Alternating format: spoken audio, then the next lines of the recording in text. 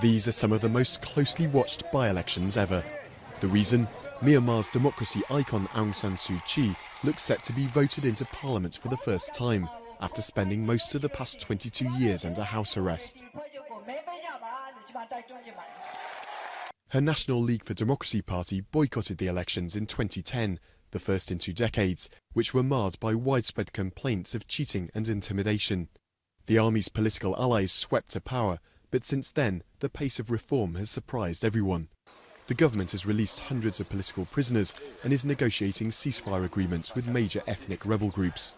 Unlike last time, the government is allowing international observers and media in for the vote. This by-election is especially important just for building trust between the NLD or between the ethnic groups and then between the government.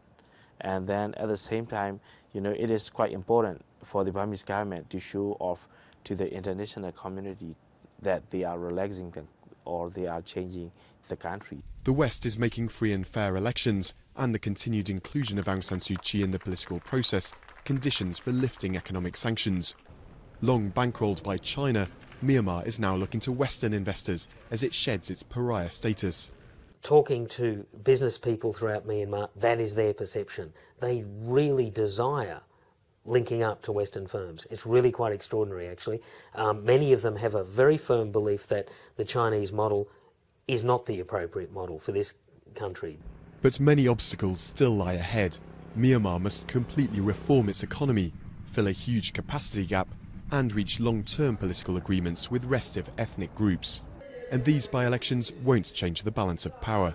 Only 45 seats are up for grabs, not enough to overturn the majority of the ruling party. We have to be very optimistic about what's to come, at the same time realistic about the bumps on the road ahead.